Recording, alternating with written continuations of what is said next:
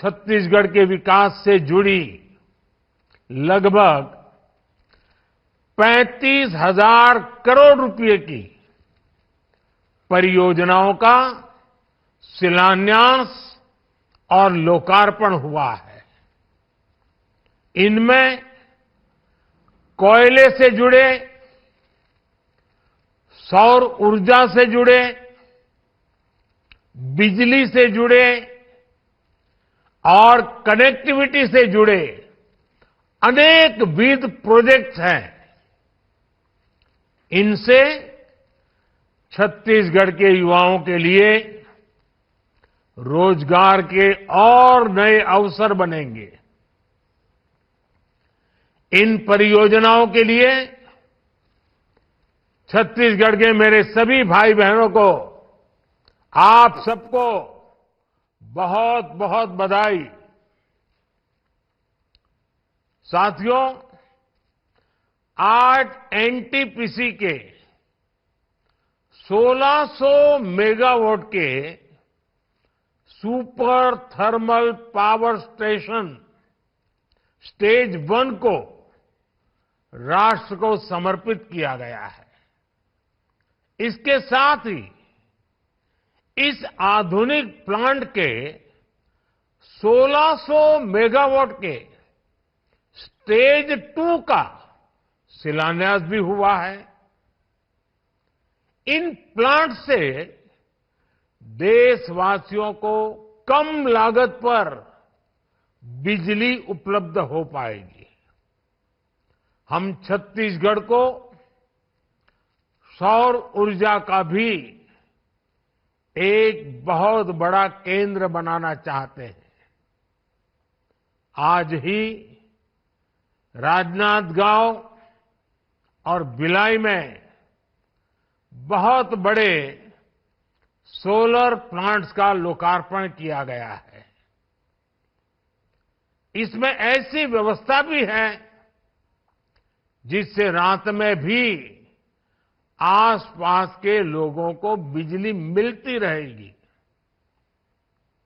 भारत सरकार का लक्ष्य सोलर पावर से देश के लोगों को बिजली देने के साथ ही उनका बिजली बिल जीरो करने का भी है। मोदी हर घर को सूर्य घर बनाना चाहता है। मोदी हर परिवार को घर में बिजली बनाकर वही बिजली बेचकर कमाई का एक और साधन देना चाहता है। इसी उद्देश्य के साथ हमने पीएम सूर्य घर मुफ्त बिजली योजना शुरू की है। अभी ये योजना 1 करोड़ परिवारों के लिए है। इसके तहत घर की छत पर सौर ऊर्जा पैनल लगाने के लिए सरकार मदद देगी। सीधे बैंक खाते में पैसा भेजेगी। इससे 300 यूनिट तक बिजली मुफ्त मिलेगी और ज्यादा बिजली पैदा होगी वो सरकार खरीद लेगी। इससे परिवारों को हर वर्ष हजारों रुपये की कमाई होगी। सरकार का जोर हमारे अन्नदाता को ऊर्जादाता बनाने पर भी है। सोलर पंप के लिए खेत के किनारे, बंजर जमीन पर छोटे छोटे सोलार प्लांट लगाने के लिए भी सरकार मदद दे रही है। भाइयों और बहनों, छत्तीसगढ़ में डबल इंजन सरकार जिस प्रकार अपनी गारंटियों को पूरा कर रही है वो बहुत प्रशंसनीय है। छत्तीसगढ़ के लाखों किसानों को 2 वर्ष का बकाया बोनस दिया जा चुका है। चुनाव के समय मैंने तेंदूपत्ता संग्राहकों के पैसे बढ़ाने की भी गारंटी दी थी। डबल इंजन सरकार ने ये गारंटी भी पूरी कर दी है। पहले की कांग्रेस सरकार गरीबों के घर बनाने से भी रोक रही थी, रोड़े अटका रही थी। अब भाजपा सरकार गरीबों के घर बनाने के लिए तेजी से काम कर दिया है। हर घर जल की योजना, हर घर जल, इस योजना को भी सरकार अब तेजी से आगे बढ़ा रही है। पीएससी परीक्षा में हुई गड़बड़ियों की जांच का भी आदेश दे दिया गया है। मैं छत्तीसगढ़ की बहनों को महतारी वंदन योजना के लिए भी बधाई देता हूं। इस योजना से लाखों बहनों को फायदा होगा।